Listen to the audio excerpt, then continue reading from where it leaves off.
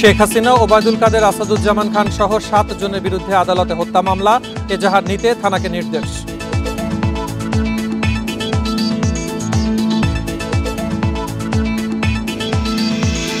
Police সদস্যরা কাজে ফেরায় কর্মচাঞ্চল্য বিভিন্ন থানায়। সড়কে ট্রাফিক পুলিশের পাশে আছে শিক্ষার্থীরা, জনমনে স্বস্তি।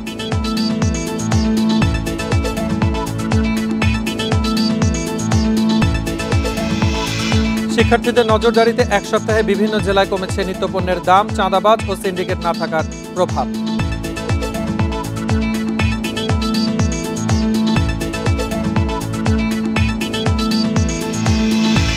নোয়াখালীর বেগমগঞ্জে নতুন গ্যাসের সন্ধান পেয়েছে বাপেক্স। 4টি স্তর থেকে দৈনিক 10 মিলিয়ন ঘনফুট উত্তোলনের আশা।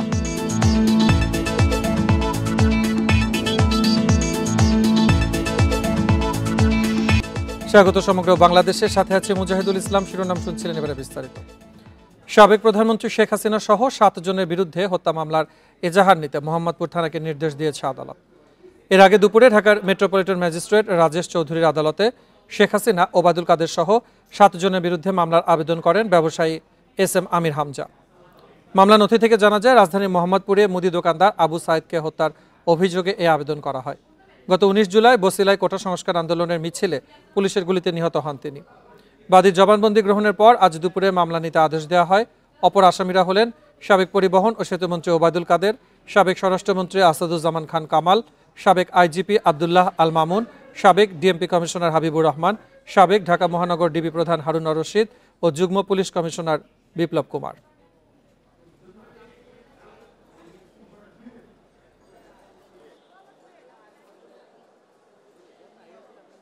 আমি অনুরোধ করেছিলাম ব্যক্তিগতভাবে যে আপনারা ঢাকায় আসেন, খরচ আমরা দিই, আপনি মামলা করেন। তারা এতই বেশি ভীত সন্ত্রস্ত এবং এতই বেশি হতবিহ্বল যে তারা আসতে চান না।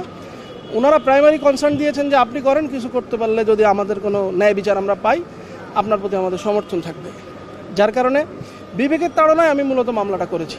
শেখ হাসিনা 1 নম্বর আসামি, তারপর হচ্ছে ওবায়দুল কাদের এবং অন্যান্য যে আসামিরা আছে তারা বিভিন্ন গণমাধ্যমে বা ব্রিফিংয়ের মাধ্যমে তারা পুলিশ প্রশাসনকে বিভিন্নভাবে নির্দেশ দিয়েছেন এবং ইন্ধন দিয়েছেন। এই জন্য আমরা মামলাটা দায়ের করেছি তাদের বিরুদ্ধে। আর সেটা হচ্ছে পেনাল কোডের 302, 149 এবং 34 ধারায়। 15 আগস্টে কর্মসূচির নামে যে কোনো নাশকতা ঠেকাতে সর্বোচ্চ সতর্ক থাকবে আইনশৃঙ্খলা বাহিনী, জানিয়েছেন স্বরাষ্ট্র উপদেষ্টা M শাখাওয়াত হোসেন। সকালে বিজিবি হাসপাতালে আহতদের দেখতে এসে তিনি বলেন, সহিংসতার ঘটনায় জড়িত পুলিশ সদস্যদের বিষয়ে রাষ্ট্রপতির কাছে তালিকা দেওয়া হয়েছে। হুকুমদাতাদেরকে আইনের আওতায় আনা হবে। এছাড়া আওয়ামী লীগের রাজনীতি বিষয়ে তার বক্তব্য নিয়ে ভুল বোঝাবুঝির জন্য দুঃখ প্রকাশ করেন উপদেষ্টা। বৈষম্য বিরোধী ছাত্র আন্দোলনে আহত বিজিবি সদস্য ও শিক্ষার্থীদের দেখতে মঙ্গলবার সকালে বর্ডার গার্ড হাসপাতালে যান স্বরাষ্ট্র উপদেষ্টা M শাখাওয়াত হোসেন। সাংবাদিকদের প্রশ্নের জবাবে তিনি বলেন, 15 আগস্টের কর্মসূচি নিয়ে সংশ্লিষ্ট সবার সাথে বসে সিদ্ধান্ত নেওয়া হবে। তবে কর্মসূচির নামে রাজধানী সহ দেশের কোথাও অরাজকতা করতে দেওয়া হবে না। এটার জন্য আমরা এই মুহূর্তে যা করতে পারি, আমরা all protection will give, all protection. এই যে বিজিবির মহাপরিচালকের সাথে আমার কথা হয়েছে, ওনারা প্রোটেকশন দিবেন। তারপরে পুলিশ তো আছে, র্যাব আছে, তারপরে হয়তো সেনাবাহিনীও প্রোটেকশন দেব। উপদেষ্টা বলেন, বিগত আওয়ামী লীগ সরকার বিভিন্ন বাহিনীকে দানবে পরিণত করেছিল। আগের কর্মকাণ্ডে পুলিশ বাহিনীর সদস্যরা অনুতপ্ত জানিয়ে তিনি বলেন, হত্যার হুকুমদাতা সবাইকেই আইনের আওতায় আনা হবে। 15 বছর এই ফোর্সগুলোকে দানব বানিয়েছে, যারা বানিয়েছে তাদের আমি পারি আর না পারি, I will take them to international court. তারা কত লোক মেরেছে, প্রত্যেকটি ইনস্টিটিউশন ধ্বংস করেছে। এদিকে রোববার আওয়ামী লীগের রাজনীতি করার বিষয়ে তার বক্তব্য নিয়ে ভুল বোঝাবুঝি হয়েছে বলেন শাখাওয়াত হোসেন। হ্যাভ পেশেন্স, হয়তো অনেক কথার মধ্যে অনেক কথা আসে, সেই জন্য যদি এমন কোনো কথা বলে থাকি আপনারা ভুল বুঝেছেন, আমি দুঃখিত। স্বরাষ্ট্র উপদেষ্টা জানান, নতুন সরকারের অধীনে সীমান্তে বিজিবি আর নতজানু থাকবে না। এছাড়া বিটিভিতে অগ্নিসংযোগে ভেতরেও কেউ জড়িত থাকতে পারে বলে আশঙ্কা জানান তিনি। Khaled Raihan, independent news, Dhaka. অন্তর্বর্তী সরকার কোনো পার্থক্য বা বিভেদের বাংলাদেশ গড়তে চায় না বলে মন্তব্য করেছেন প্রধান উপদেষ্টা ডক্টর মোহাম্মদ ইউনূস। মানবাধিকার প্রতিষ্ঠার লক্ষ্যে এই সরকার কাজ করবে বলে জানান তিনি। দুপুরে রাজধানীর ঢাকেশ্বরী মন্দির পরিদর্শনে গিয়ে এসব কথা বলেন ডক্টর ইউনূস। তিনি বলেন, দেশের প্রাতিষ্ঠানিক ব্যবস্থাপনা নষ্ট হয়ে গেছে, তাই এগুলো ঠিক করতে হবে। সেই সাথে দেশে মানবাধিকার প্রতিষ্ঠা করতে হবে এবং নাগরিকদের সাংবিধানিক অধিকার দিতে হবে। হিন্দু ধর্মাবলম্বীদেরকে সবার সাথে ঐক্যবদ্ধ থাকার অনুরোধ জানান প্রধান উপদেষ্টা। ধৈর্য ধারণ করে এবং অহেতুক দোষারোপ না করে সরকারকে সহযোগিতা করার আহ্বান জানান তিনি। এ সময় হিন্দু ধর্মের অনুসারীরা সাম্প্রতিক ও বিগত দিনের সব সংখ্যালঘু নির্যাতনের বিচার চেয়ে একটি পৃথক কমিশন গঠনের দাবি জানান।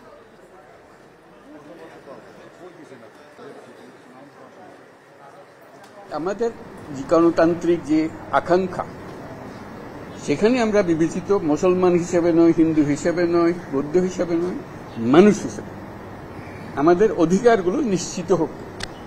সমস্ত সমস্যার গোড়া হলো আমরা যত প্রাতিষ্ঠানিক আয়োজন এগুলো করেছি সবকিছু পচে গেছে, এই কারণে এই গোলমালগুলো হতেছে।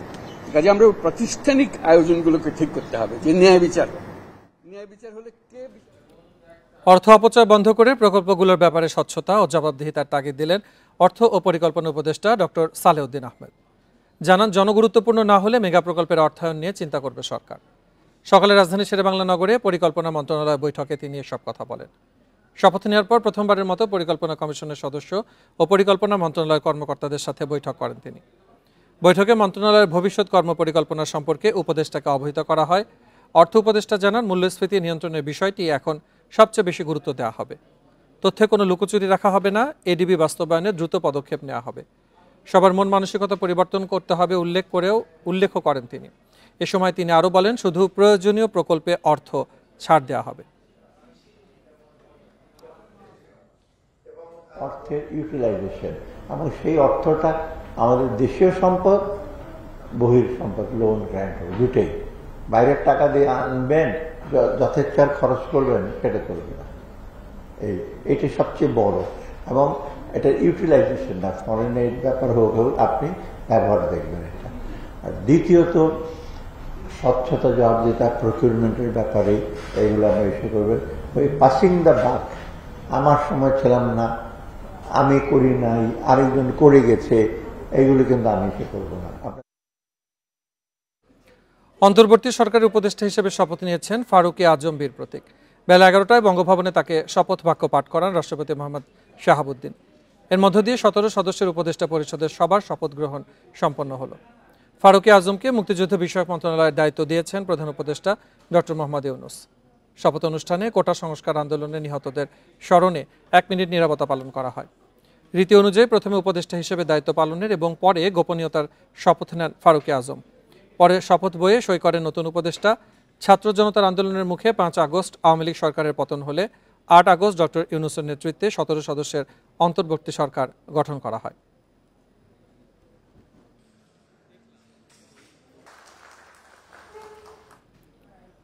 পুলিশ সদস্যরা কাজে ফেরায় কর্মচাঞ্চল্য ফিরেছে রাজধানীর থানা ও পুলিশ ফাঁড়িগুলোতে।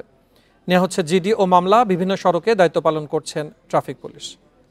তবে মোড়ে মোড়ে যান নিয়ন্ত্রণে পুলিশের পাশাপাশি দায়িত্ব পালন করছে শিক্ষার্থীরা। পুলিশ বাহিনীতে সংস্কারের আশ্বাসে রোববার কর্মবিরতি সহ সব কর্মসূচি প্রত্যাহার করেন পুলিশ সদস্যরা। রোববার সকাল থেকে কাজে ফিরতে শুরু করেন তারা। 1 সপ্তাহ কর্মবিরতির পর শিক্ষার্থী, স্বেচ্ছাসেবকদের কাছ থেকে সড়কের দায়িত্ব বুঝে নেন ট্রাফিক পুলিশ সদস্যরা। কোটা সংস্কার আন্দোলনকে কেন্দ্র করে পুলিশের সাথে আন্দোলনকারীদের সংঘর্ষে হতাহতের ঘটনার পর বেশ কয়েকটি দাবিতে 6 আগস্ট থেকে কর্মবিরতি শুরু করে পুলিশের অধস্তন কর্মচারী সংগঠন।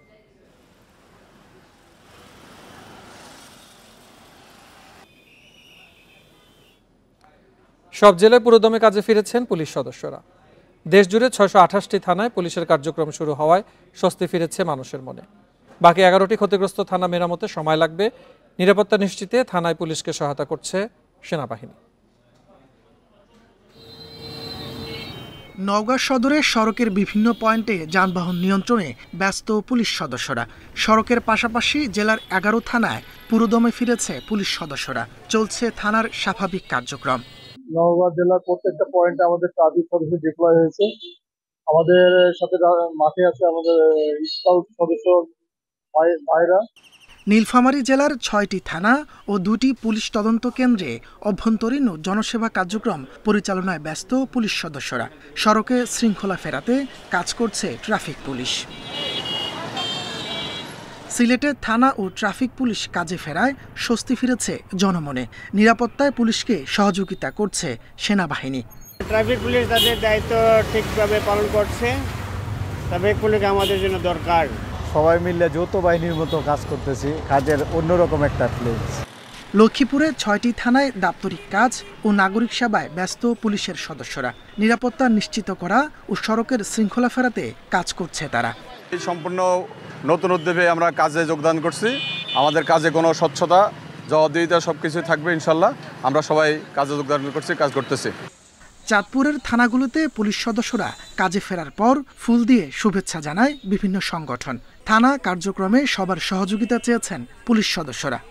আমরা সকল জনতার সাথে তাদের চাহিদা অনুযায়ী তারা আমাদের কাছ থেকে কী ধরনের পুলিশিং প্রত্যাশা করে সেই অনুযায়ী আমরা তাদের সাথে একাত্মতা হয়ে আমরা জনতার পুলিশ হয়ে দেশ গঠনে আমরা ভূমিকা রাখব।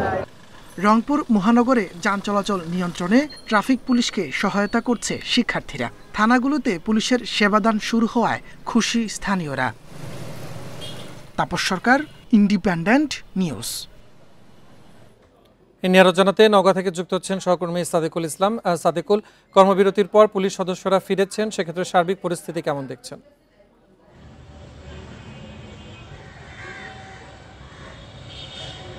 জানেন যে গত কয়েকদিন পুলিশ মাঠে না থাকায় জনমনে একটা আতঙ্কিত অবস্থা বিরাজ করছিল এবং এই সাধারণ মানুষ কিন্তু তাদের নিরাপত্তার জন্য পাড়া মহল্লায় এবং গ্রামে গ্রামে তারা কিন্তু রাতে জেগে পাহারা দিচ্ছিলেন। আমি যদি দেখাতে চাই যে আজকে কিন্তু নওগাঁ সদর মডেল থানায় এখানকার প্রধান ফটক খুলে দেওয়া হয়েছে এবং পুলিশ কিন্তু গতকাল থেকেই আনুষ্ঠানিকভাবে কাজে যোগদান করেছে।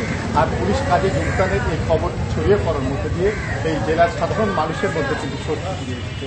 আমি লক্ষ্য করেছি গত রাতে কিন্তু জেলার কোনো স্থানেই কিন্তু আমরা কোনো পাহারা দেখিনি এবং সাধারণ মানুষ যেটি বলছে যে আসলে পুলিশ ছাড়া অন্য কোনো বাহিনীর দ্বারা সাধারণ মানুষের নিরাপত্তা নিশ্চিত করা কিন্তু খুবই কঠিন। এ প্রসঙ্গে আমার সঙ্গে কথা হয় নওগাঁ পুলিশ সুপার জনাব মোহাম্মদ রাশিদুল হকের সঙ্গে।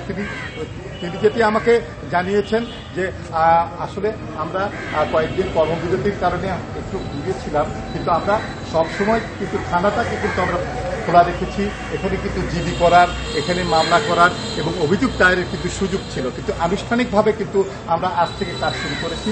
আমরা দেখেছি যে এখানকার বৈষম্য বিরোধী ছাত্র আন্দোলনের নেতৃবৃন্দ এবং এখানকার বিএনপি নেতৃবৃন্দ গতকাল কিন্তু কালকে কিন্তু তারা কিন্তু পুলিশকে ফুল দিয়ে শুভেচ্ছা জানিয়েছে। আর আমরা দেখেছি জেলার 11টি থানাতেই কিন্তু আসলে আজকে থেকে কিন্তু স্বাভাবিক কার্যক্রম শুরু হয়েছে এবং সড়কে আমরা যেটি দেখেছি যে এখানে ট্রাফিক পুলিশ কিন্তু কাজ শুরু করায় সড়কে যে শৃঙ্খলা সেটি কিন্তু ফিরে এসেছে এবং কয়েকটি জায়গায় আমরা দেখেছি যে ট্রাফিক সেখানে একটু কম থাকার কারণে সেখানে কিন্তু বৈষম্য বিরোধী ছাত্রের যে আন্দোলনের যে ছাত্ররা তারাও কিন্তু পুলিশকে সহযোগিতা করছে এবং তারাও কিন্তু ট্রাফিকের দায়িত্ব পালন করছেন। আমার সঙ্গে পুলিশের কর্মকর্তারা যে জানিয়েছেন যে তারা শুধু নয়, মাঠে কিন্তু সেনাবাহিনীর সহযোগিতায় তারা যৌথভাবে কিন্তু টহল দিচ্ছেন এবং খুব দ্রুতই পরিবেশ স্বাভাবিক হয়ে আসবে বলে আশা করছেন পুলিশ কর্মকর্তারা। এই ছিল মোটামুটি নওগাঁর নিরাপত্তা এবং পুলিশ পরিস্থিতি। নওগাঁ থেকে জানাচ্ছিলেন সহকর্মী সাদেকুল ইসলাম। পুলিশ বাহিনীতে বড় ধরনের রদবদল হয়েছে। কোটা সংস্কার আন্দোলনে নিহত আবু সাইদের এলাকা রংপুর মহানগর পুলিশের কমিশনার মোহাম্মদ মনিরুজ্জামান ও রংপুর রেঞ্জের ডিআইজি মোহাম্মদ আব্দুল বাতেনকে চাকরি থেকে অবসর দিয়েছে সরকার। পুলিশ অধিদপ্তরে সংযুক্ত করা হয়েছে অতিরিক্ত আইজিপি ও পুলিশের বিশেষ শাখার প্রধান মনিরুল ইসলামকে। এসবি প্রধান হিসেবে চলতি দায়িত্ব দেওয়া হয়েছে রেলওয়ে পুলিশের ডিআইজি মোহাম্মদ শাহ আলমকে। এ বিষয়ে আলাদা প্রজ্ঞাপন আদেশ জারি করেছে স্বরাষ্ট্র মন্ত্রণালয় ও ঢাকা মহানগর পুলিশ। পিবিআইয়ের প্রধান করা হয়েছে অতিরিক্ত আইজি তৌফিক মাহবুব চৌধুরীকে। পুলিশের অপরাধ তদন্ত বিভাগ সিআইডির মোহাম্মদ আলী মিয়াকে পুলিশ অধিদপ্তরে সংযুক্ত করা হয়েছে।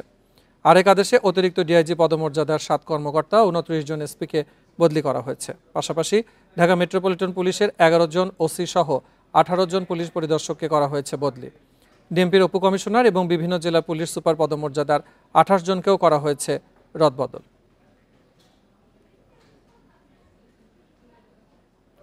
সরকার পরিবর্তনে সিন্ডিকেট ভাঙায় স্বস্তি ফিরতে শুরু করেছে দেশের নিত্যপণ্যের বাজারে। সরকার পতনের 1 সপ্তাহের ব্যবধানে কমেছে সবজি ও মুরগি সহ বেশিরভাগ নিত্যপণ্যের দাম কমায় স্বস্তি ফিরেছে ক্রেতাদের মধ্যে। বিক্রেতারা বলছেন সরবরাহ বাড়লে দাম আরও কমে আসবে। সরকার পরিবর্তনে সিন্ডিকেট ভেঙে পড়ার পাশাপাশি শিক্ষার্থীদের বাজার তদারকিতে চট্টগ্রামে কমতে শুরু করেছে নিত্যপণ্যের দাম। বিভিন্ন পণ্যের দাম কেজিতে কমেছে 10 থেকে 20 টাকা পর্যন্ত। আলু প্রতি কেজি 55 থেকে 60 টাকা, ঢেঁড়স 70 ও বেগুন 70 থেকে 100 টাকায় বিক্রি হচ্ছে। আগের দামেই বিক্রি হচ্ছে ফার্মের মুরগির ডিম, প্রতি ডজন 140 টাকায়। ছাত্ররা যেভাবে পদক্ষেপ নিয়েছে অবশ্যই অন্তর থেকে দোয়া করি। এটা কিন্তু আমাদেরকে সচেতন হতে হবে, আমাদেরকে পরিবর্তন হতে হবে। আলুর দামটা একটু বাড়তি, আলুর দামটা 60 টাকা চলতেছে। আলুর দামটা যদি 30-35 টাকা 40 টাকার মধ্যে হয় তাহলে সবাই খেতে পারবে, সব চাইতে ভালো। রাজশাহীতে 15 টাকা কমে প্রতি কেজি পেঁয়াজ বিক্রি হচ্ছে 105 টাকায়। প্রতি কেজি আদা 220 ও রসুন 200 টাকা কেজিতে বিক্রি হচ্ছে। এছাড়া ব্রয়লার মুরগির দাম কেজিতে 20 টাকা কমে 150 টাকায় মিলছে। কমেছে সব ধরনের মাছের দাম। কাঁচামরিচ আগে তো 400 হয়ে গেছিল, এখন 190-200 এরকম কেজি চলছে। দ্রব্যমূল্য যে উদ্যোগতি ছিল সেটা আস্তে আস্তে কমতেছে, কারণ হচ্ছে কি আগে বিভিন্ন ধরনের সিন্ডিকেট ছিল, সেই সিন্ডিকেটগুলো কিন্তু এখন নেই। বরিশাল ও সিলেটের বাজারেও কমেছে সব ধরনের সবজি ও মুরগির দাম। এতে খুশি ক্রেতারা। বিক্রেতারা বলছেন পণ্য সরবরাহ বাড়লে দাম আরও কমবে। প্রতি কেজিতে 20 টাকা 30 টাকা কেজি মাথা কমছে। আমরা এখন ক্রেতারা হলে খাওয়াবার সুবিধা করে দিতে পারি। দ্রব্যমূল্যের মান নির্ধারণ ও ওজন পর্যবেক্ষণে কুমিল্লায় বৈষম্য বিরোধী আন্দোলনের শিক্ষার্থীদের সাথে নিয়ে বাজার মনিটরিং করেছে বিএসটিআই। চাঁদাবাজি, সিন্ডিকেট দমনে সরকারি সংস্থাগুলোর তৎপরতা বাড়ানোর তাগিদ ক্রেতা বিক্রেতাদের। Tania Nasrin, independent news. বাজার পরিস্থিতি নিয়ে আরো জানাতে চট্টগ্রাম ও বরিশাল থেকে যুক্ত হচ্ছেন সহকর্মীরা। প্রথমে চট্টগ্রাম থেকে যুক্ত হচ্ছেন সহকর্মী আহসান রিটন। রিটন, চট্টগ্রামে সার্বিক বাজার অবস্থা জানাবেন।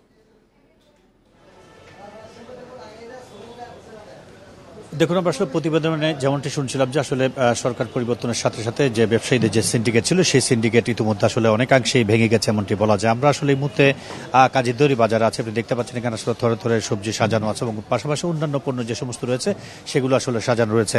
আমরা এখানে যারা বিক্রেতা রয়েছেন তাদের সাথে কথা বলেছি, তারা যেটি বলছেন যে মাঝখানে যে বেশ কয়েক বছর তারা যে আসলে সিন্ডিকেটের কারণে তারা আসলে ঊর্ধ্ব দামে সবজি বিক্রি করছিলেন এবং আমরা দেখেছি যে বাজারে চট্টগ্রামে যে পরিমাণ সবজির দরকার ছিল সেটি আসলে তারা অনেক কম সবজি চট্টগ্রামে আসতো এবং এর কারণ হিসেবে ব্যবসায়ীরা বলছেন যে মাঝখানে কিছু মধ্যস্বত্বভোগী রয়েছে, তাদের কারসাজির কারণে এটি হতো এবং যেহেতু এখন তারা নেই, সঙ্গত কারণে দেশের বিভিন্ন জায়গা থেকে পর্যাপ্ত পরিমাণে সবজি আসছে এবং সেই কারণে সবজির দাম আমরা দেখছি অনেকটাই কমে গেছে। আমরা এখন দেখছি মোটামুটি 50 টাকার মধ্যে অনেকগুলো সবজি পাওয়া যাচ্ছে। কিছু কিছু সবজির দাম হয়তো কিছুটা বাড়তি, কিন্তু বেশি অনেকগুলো সবজি মানুষের ক্রয় ক্ষমতার মধ্যে আছে। পাশাপাশি ডিমের দাম যদি বলি সেটি হচ্ছে এখনো পর্যন্ত অপরিবর্তিত রয়েছে। আরেকটি বিষয় হচ্ছে, আসার বিষয় হচ্ছে আমরা যেটি আসলে মুরগির দাম সেটি আমরা দেখছি যে আসলে গত সপ্তাহেও প্রায় 600 টাকা বিক্রি হওয়া যে দেশি মুরগি সেটি এখন 560 টাকা বিক্রি হচ্ছে।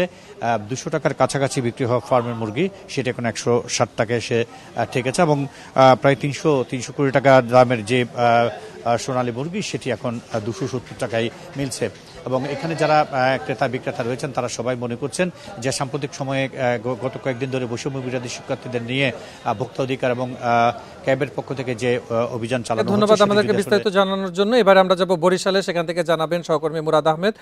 মুরাদ, সিন্ডিকেট ভাঙার কতটা সুফল ভোগ করছে বরিশালবাসী? যেমন চিড়িয়াখানা থেকে যে কথাটি বলা হয়েছে দ্রব্যমূল্যের ক্ষেত্রে প্রায় বরিশালে একই অবস্থা। আর বরিশালে সিন্ডিকেট ভাঙার চাইতে বেশি যেটি দেখা যাচ্ছে সেটি হচ্ছে সিন্ডিকেট গুলো যারা জড়িত ছিল পালিয়েছে। হ্যাঁ, এখন কবে তারা ফেরে সেটা নিয়ে একটা শঙ্কা আছে, কিন্তু সম্ভাবনা এখন পর্যন্ত যেটা দেখা যাচ্ছে যে বাজারকে স্থিতিশীল করে দিয়েছে শিক্ষার্থীরা। তো মাছের বাজার বরিশালে যেটা বলতে হয় যে মাছ নেই তো দাম আর কমবে কি। হ্যাঁ, আর এদিকে আমরা যদি আউশ চাউল থেকে শুরু করি সব চাউলের দামই মোটামুটি লিমিটেড এর মধ্যে চলে এসছে। আমরা রিটার্ন যেভাবে বলছিলেন মুরগির দাম বরিশালেও সেই একই অবস্থা, প্রত্যেক কেজি মুরগিতে প্রায় 40 টাকা কমেছে এক সপ্তাহের ব্যবধানে। আর যেটি হচ্ছে যে সবজি সবগুলোই ম্যাক্সিমাম সবজির দাম কিন্তু 50-এর মধ্যে নেমে এসেছে। আলু কমেনি, আলু 60-এ এখন পর্যন্ত আছে। পেঁয়াজ এখন পর্যন্ত 100-110-এ রয়েছে। পাইকারি পেঁয়াজ আমরা যেটা দেখেছি সেটা 95 টাকা। আর অন্য অন্য ক্ষেত্রে যেটি হচ্ছে যে এই দেশি মাছ যেগুলো রয়েছে সেগুলো আসলে প্রচন্ড সংকট। এই মুহূর্তে ইলিশের কিন্তু বরিশালের প্রাচুর্য থাকার কথা ছিল, ইলিশের মোক্ষম সময় চলছে, কিন্তু ইলিশ নেই, নদীর ইলিশ তো নেই, আর নেই সাগরের ইলিশের, যার ফলে দামের ক্ষেত্রে আসলে কোনো লাগাম নেই, আর এক্ষেত্রে কিছু করাও যাচ্ছে না। তবে যেটি করা গেছে সেটি হচ্ছে সিন্ডিকেটের সাথে যারা জড়িত ছিল, ফটকাবাজ যারা মানে ফটকা পয়সা তুলে নিত, তারা রীতিমতো পালিয়ে গেছে। এই বাজারটি থেকে পালিয়ে যাওয়ায় এই বাজারে এখন ক্রেতা আসা শুরু করেছে। তারপরেও যে পরিসংখ্যান সেটি হচ্ছে ক্রেতা, কিন্তু সব জিনিসের দাম কমেছে যেমন, ক্রেতাও তেমনি কমেছে। এই হচ্ছে বরিশালের বাজারের সার্বিক পরিস্থিতি। মুরাদ আহমেদ এবং আহসান রিটন, আপনাদের দুজনকে ধন্যবাদ জানাচ্ছি আমাদের সাথে যোগ দিয়ে বিস্তারিত জানানোর জন্য। কাল থেকে খুলছে সব প্রাথমিক বিদ্যালয়। কোটা সংস্কারের দাবিতে বৈষম্য বিরোধী ছাত্র আন্দোলনে বন্ধ হওয়া বিদ্যালয় খুলে দেওয়ার জন্য প্রয়োজনীয় ব্যবস্থা নেওয়ার নির্দেশ দিয়েছে প্রাথমিক ও গণশিক্ষা মন্ত্রণালয়। মঙ্গলবার এক বিজ্ঞপ্তিতে বলা হয়, প্রাথমিক ও গণশিক্ষা মন্ত্রণালয়ের আওতাধীন প্রাথমিক পর্যায়ের শিক্ষা প্রতিষ্ঠানগুলোর শ্রেণী কার্যক্রম পুরোদমে চালু হবে। এর আগে ছাত্র আন্দোলনের মাঝে 17 জুলাই প্রাথমিক বিদ্যালয় বন্ধ করে দেওয়া হয়। অন্তর্বর্তী সরকারের প্রাথমিক ও গণশিক্ষা উপদেষ্টা হিসেবে সোমবার দায়িত্ব নেন ডাক্তার বিধান রঞ্জন রায়। সে সময় তিনি জানান, প্রাথমিকে শিক্ষা যে কোনো জাতির জন্য ভিত্তিস্বরূপ, তবে বাংলাদেশে তেমন গুরুত্ব না পাওয়াটা দুঃখজনক।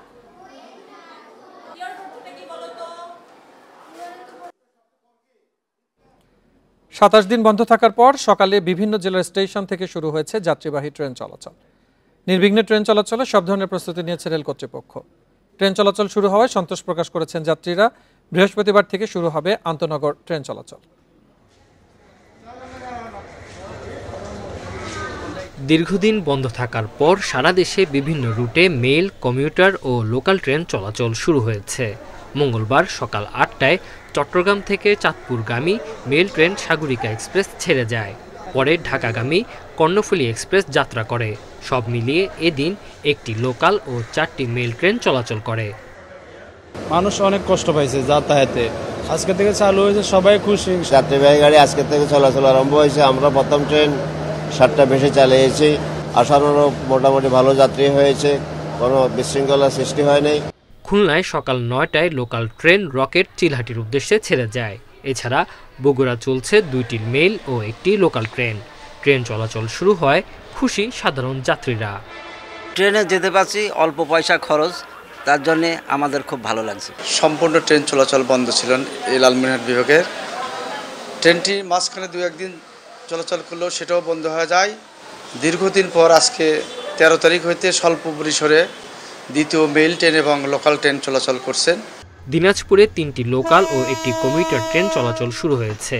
এছাড়া সকালে পাবনার ঈশ্বরদী রেল স্টেশন থেকে ঢাকা অভিমুখে এবং রহমপুর অভিমুখে 2টি কমিউটার ট্রেন ছেড়ে যায়। এদিকে রাজশাহী থেকে মহানন্দা এক্সপ্রেস ট্রেন খুলনা অভিমুখে ছেড়ে গেছে। আজকে ট্রেন আসছে, আজকে খুব ভালো লাগলো আর খুব ভালোভাবেই আসলো, কোনো জায়গায় কোনো সমস্যা হয়নি। সকাল 6:30টায় ঢাকা থেকে ছেড়ে আসা দেয়ানগঞ্জ এক্সপ্রেস জয়দেবপুর স্টেশন ছেড়ে গেছে। এছাড়া 7টায় তুরাগ ও 9:30টায় মহুয়া এক্সপ্রেস ঢাকার উদ্দেশ্যে যাত্রা করে। এদিকে চট্টগ্রাম থেকে ছেড়ে আসা 4টি মেল ট্রেনের বিভিন্ন গন্তব্যে ফেনী স্টেশনে যাত্রা করে। Tanzil Hasnat, independent news. নোয়াখালীর বেগমগঞ্জ গ্যাস ক্ষেত্রে 4 নম্বর কূপ খনন করে গ্যাসের সন্ধান পেয়েছে বাপেক্স।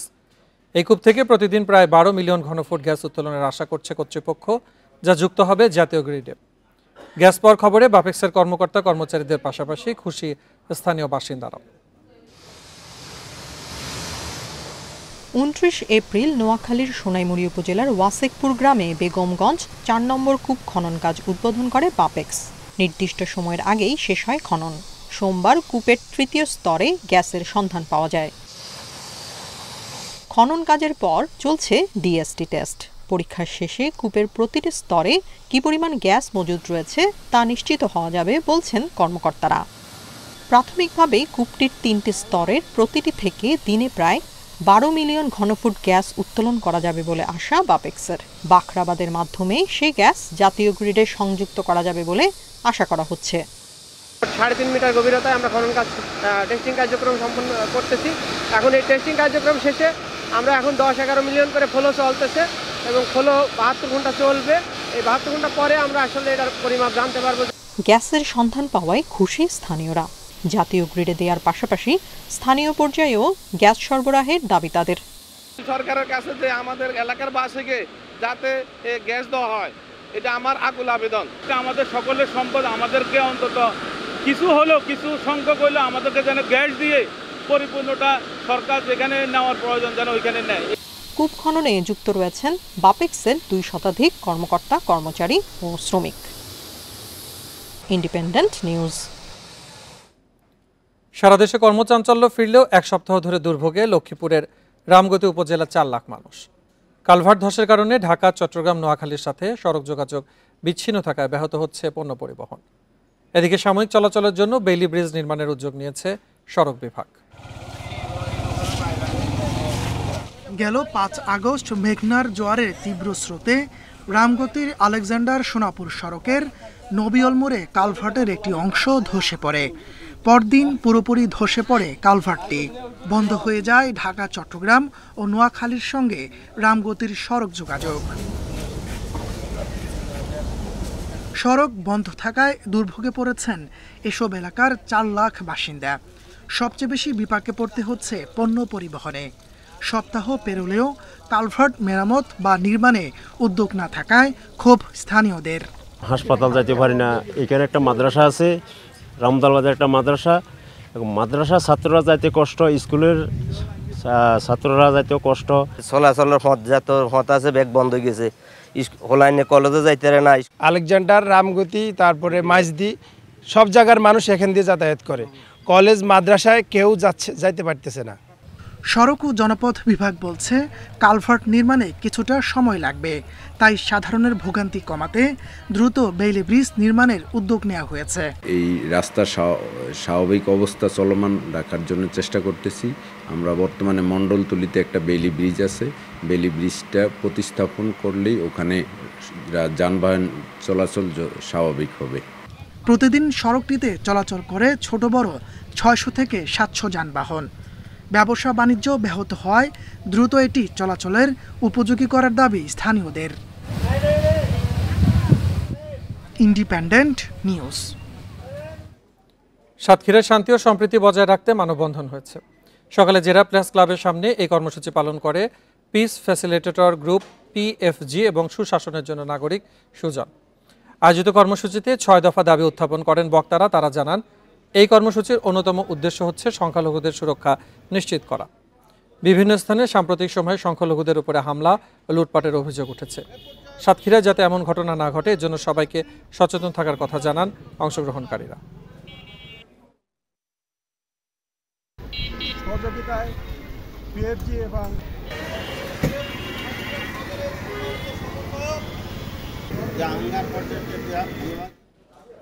নারায়ণগঞ্জের রাইফেল ক্লাবে লুট হওয়া 4টি আগ্নেয়াস্ত্র উদ্ধার করেছে র্যাব। গতরাতে শহরের হাজীগঞ্জ খিয়াঘাট এলাকা থেকে অস্ত্রগুলো উদ্ধার করা হয়। রাইফেল ক্লাবের কর্মকর্তা ইমরুল কায়েস জানান, গত 5 আগস্ট আন্দোলনের সময় দুষ্কৃতিকারীরা ক্লাবে হামলা চালিয়ে অস্ত্রসহ বিভিন্ন মালামাল লুট করে। এদিকে বিভিন্ন স্থান থেকে লুট হওয়া অস্ত্র দ্রুত আইনশৃঙ্খলা বাহিনীর কাছে ফিরিয়ে দেওয়ার অনুরোধ জানিয়েছে র্যাব। অন্যথায় কঠোর ব্যবস্থা নেওয়ার হুঁশিয়ারি দিয়েছেন কর্মকর্তারা।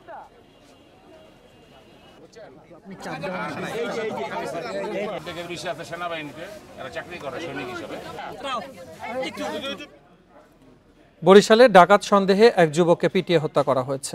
ভোরে নগরীর চৌমাথা এলাকায় এই ঘটনা ঘটে। স্থানীয়রা জানে, একটি যাত্রীবাহী বাসে তল্লাশি চালানোর সময় মোহাম্মদ রাশিকের কাছে দেশীয় অস্ত্র পাওয়া যায়। এ সময় তাকে গণপিটুনি দেয় যাত্রী ও স্থানীয়রা।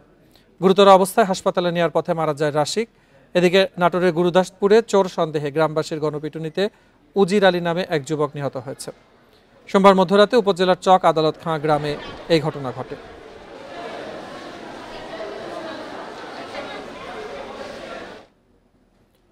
নাটোরের বড়াই গ্রামে বৈদ্যুতিক ট্রান্সমিটার চুরি করতে গিয়ে বিদ্যুতের স্পর্শে অজ্ঞাত এক ব্যক্তির মৃত্যু হয়েছে। সকালে উপজেলার শ্রীপুর উত্তরপাড়া মহল্লায় এই ঘটনা ঘটে। পুলিশ জানায়, রাতে গভীর নলকূপের বৈদ্যুতিক ট্রান্সমিটার চুরি করতে গেলে বিদ্যুতের স্পর্শ হয় ওই ব্যক্তি। সকালে মরদেহ দেখতে পেয়ে পুলিশকে খবর দেয় স্থানীয়রা। পরে ফায়ার সার্ভিসের সহযোগিতায় মরদেহ উদ্ধার করে ময়নাতদন্তের জন্য সদর হাসপাতালে পাঠায় পুলিশ।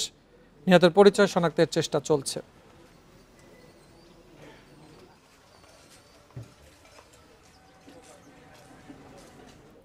সিরাজগঞ্জের এনায়েতপুরে বৈষম্য বিরোধী ছাত্র আন্দোলনে নিহত কলেজ ছাত্র শিহাব আহমেদের বাড়িতে গিয়ে সমবেদনা প্রকাশ করেছেন বাংলাদেশ ন্যাশনাল ক্যাডেট কোর বিএনসিসির মহাপরিচালক ব্রিগেডিয়ার জেনারেল মোহাম্মদ মিজানুর রহমান। সকালে এনাদপুর থানার মাধবপুর গ্রামে বিএনসিসি ক্যাডেট কলেজ ছাত্র শিহাব আহমেদের কবর জিয়ারত করেন তিনি। পরে বিএনসিসির মহাপরিচালক নিহত শিহাবের পরিবারের সদস্যদের সাথে দেখা করেন এবং সমবেদনা প্রকাশ করেন। এ সময় তিনি বলেন, ক্যাডেট শিহাব সকল বিএনসিসি সদস্যদের অনুপ্রেরণা হয়ে থাকবে। গত 4 আগস্ট সিরাজগঞ্জের এনাদপুরে বৈষম্য বিরোধী ছাত্র আন্দোলনে সিরাজগঞ্জ সরকারি কলেজের এইচএসসি পরীক্ষার্থী শিহাব গুলিবিদ্ধ হয়ে মারা যায়।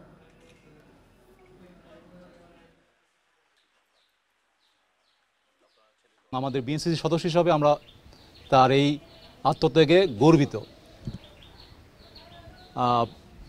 আমরা বিএনসির সকল সদস্য তার এই আত্মত্যাগ একটি অনুপ্রেরণা হিসাবে গ্রহণ করব এবং ক্যাডেট শিহাবকে আমরা জাতীয় বীর হিসাবে সকল সময় সব সময় স্মরণ করব। ব্যাংক কিংবা এনজিও নয় কোনো সমবায় সমিতির অধিভুক্ত প্রতিষ্ঠান, তবুও ঋণ দেন লাখ লাখ টাকা। এরপর সুদে আসলে টাকা আদায়ের পরেও হয় মামলা, দখল হয়ে যায় জমিজমা ও ঘরের নানা সম্পদ। দিনাজপুরে পার্বতীপুরে সুদ কারবারি ও ভাড়াটে বাদীদের দৌড়াতে অতিষ্ঠ কয়েকশো মানুষ।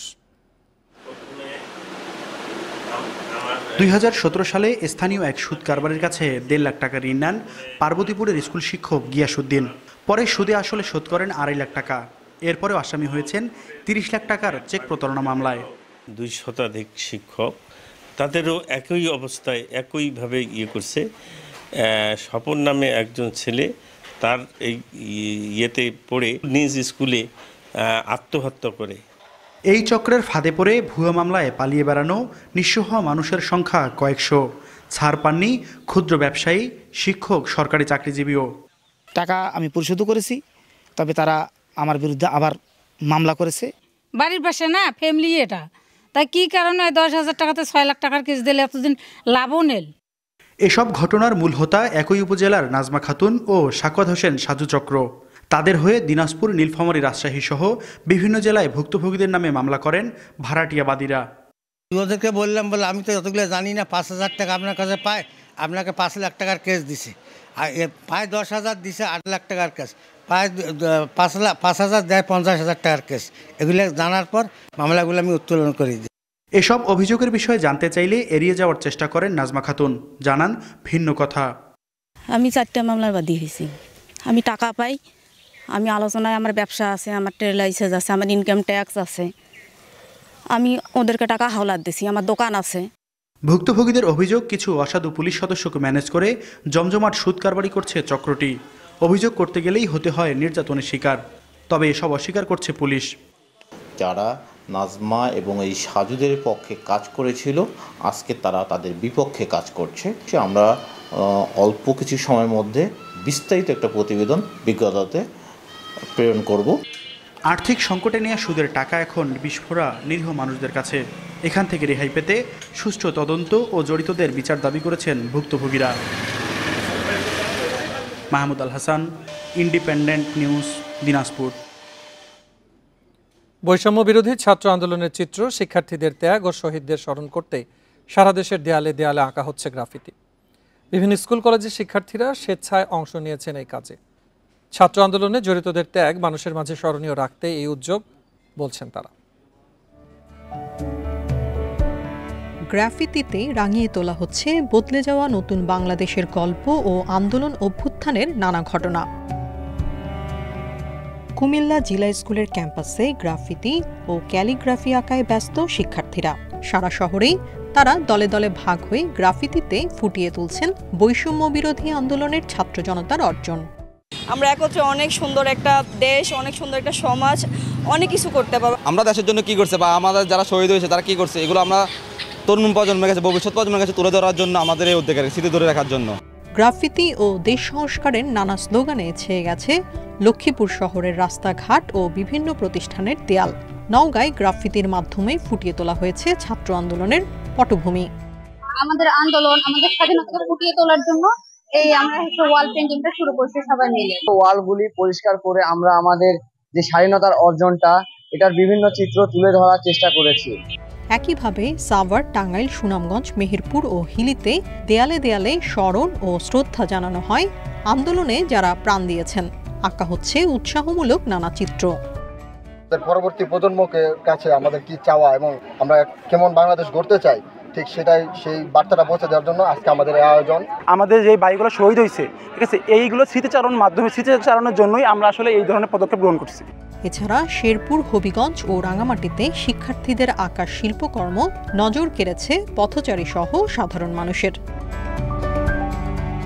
Tania Nasrin, independent news. নরসিংদীর রায়পুরে এক সাংবাদিককে গুলি করেছে দুর্বৃত্তরা। উন্নত চিকিৎসার জন্য তাকে ঢাকায় আনা হয়েছে। দুপুরে উপজেলার শ্রীরামপুর রেলগেট এলাকায় এই ঘটনা ঘটে। গুলিবিদ্ধ মনিরুজ্জামান মনির দৈনিক দেশ রূপান্তর পত্রিকার রায়পুরে উপজেলা প্রতিনিধি হিসেবে কাজ করছেন। একই সঙ্গে উপজেলা রিপোর্টার্স ক্লাবের সভাপতির দায়িত্বে আছেন তিনি। স্থানীয় সাংবাদিকরা জানান, বাজার থেকে পেশাগত দায়িত্ব পালন শেষে ফিরছিলেন মনির। এ সময় শ্রীরামপুর রেলগেট এলাকায় ওঁত পেতে থাকা সন্ত্রাসীরা তাকে পিটিয়ে, কুপিয়ে ও পরে গুলি করে পালিয়ে যায়। স্থানীয়রা তাকে উদ্ধার করে উপজেলা স্বাস্থ্য কমপ্লেক্সে নেয়। সেখানে উন্নত চিকিৎসার জন্য তাকে ঢাকা মেডিকেলে পাঠানো হয়েছে।